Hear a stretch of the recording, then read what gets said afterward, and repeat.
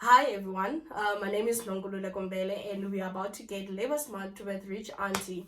If it is your first time to the YouTube channel, I welcome you and kindly ask that you please subscribe and hit the notification button so that you can get a notification every time I post a new video.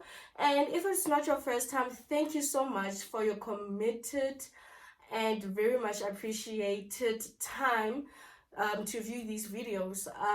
Today I'm continuing with the series of unfair labor practices in the workplace, and today we'll be talking about occupational detriment. This one is specifically for those whistleblowers in the workplace. Let me get you labor smart so that you know your rights and you know which recourses you may take if ever you find yourself in trouble. Let's get down to it. Guys, there are those people in the workplace who are always ready to expose any wrongdoing that the employer might do, and we always find those employees who are rather scared to become the whistleblowers in the workplace because they're scared of losing their jobs. There's an act in place that is there to protect employees who make these kind of disclosures and exposing the irregularities happening in the workplace. This act is the Protected Disclosure Act.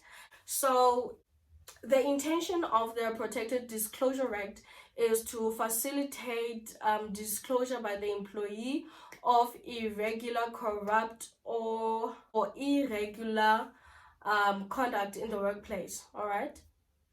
Basically, the act aims to safeguard these whistleblowers and make sure that they know they have a recourse to take if ever they find themselves in a position where they are facing any occupational detriment and are scared that they're going to lose their jobs. So if ever it happens that you are a whistleblower rather, and you are somewhat or somehow threatened by the employer for making such disclosure and expose in that matter, you have a recourse to take the matter to the court and the labor court, to be specific. Okay, so let me just give you some guidelines and some information so that you know exactly what happens if ever you find yourself in this situation.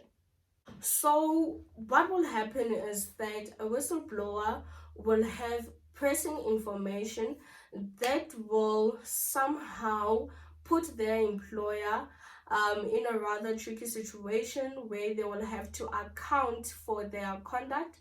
And sadly, reality is that some employers might retaliate and make your working conditions unbearable. In this case, so what happens is that some employees, they might find themselves being dismissed for making such disclosures. Some of them will either have a disciplinary hearing, some may be dismissed, suspended, some may be demoted, and they might face harassment or intimidation by the employer.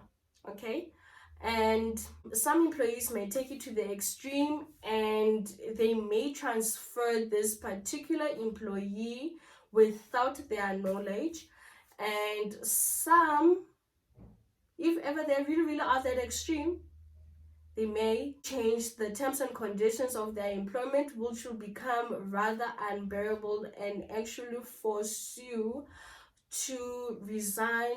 Some employees may threaten you, or any other action that the employer may take that will make your working conditions rather unbearable. These are the things that the whistleblowers potentially could face if ever they decide to make those disclosures. Okay, so a lot of people now are wondering what kind of information will be protected, and if ever the whistleblower decides to disclose this kind of information. Okay, So in this case, it's either the employee believes that the employer is not complying with their legal obligations, or a criminal offense has taken place or is likely to take place. Um, Thirdly, a miscarriage of justice is likely to take place or has taken place. Fourthly, health and safety in the workplace has been compromised. And lastly, environmental damage has taken place. For those of you who work in industries where your employers have to dispose of certain substances, if ever you find that they are disposing them in the wrong places, like our rivers, our dams, or maybe land that is close by to residential land, this is the right time to become a whistleblower, because listen, you are going to be protected and there is a recourse for you. All right. So these are the kind of things that you are able to disclose, and you will be protected in the event where you have maybe faced any difficulties in terms with your employer. Okay. So now, how does one go about making this disclosure or making people aware of what has been taking place in their workplace? All right, so this is how you are going to go about it. If it happens that you are working in the private sector, this is going to be the step you're going to take. Firstly, you'll have to go to your employer and present them with this information and give them the opportunity to act upon it. So by you allowing them to give them the opportunity to do something, you are allowing them to address it or fix this problem, right? If ever it happens that you have some reservations about going to your employer because maybe you are scared that you might face some occupational detriment, or you have went to them with such information and nothing was done, in this case you are you not obliged, but you can take this information and present it to a legal practitioner. All right. And so, to be clear, if ever you are scared that if ever you go forward with this information to your employer, you are going to face some occupational detriment or you might end up losing your job, you don't go to them, you take the information straight to a legal practitioner and they will be able to assist you. All right.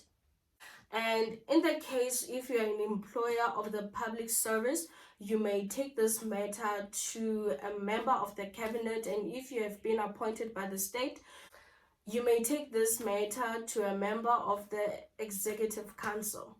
All right.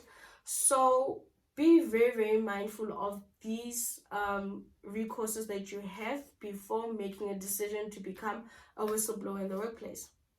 All right, if ever you are a person who has become the whistleblower in the workplace and you find yourself facing any occupational detriment, you may take the matter to the labor court and they will be able to assist you with anything that you need.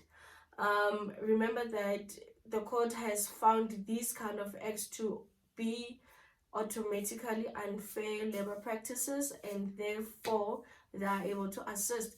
So that will be all with this. No, I'm lying.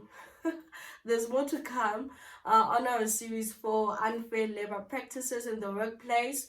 The next video we'll be talking about disputes related to unfair labor practices. So I'm looking forward to posting it and engaging with you guys. Thank you so much for tuning in. I appreciate the time you take to listen to these videos. I hope that you find them informative. Kindly like and share with your friends and family, and let's become labor smart, because at the end of the day, we need to be labor smart. Till we meet again next time. Thank you.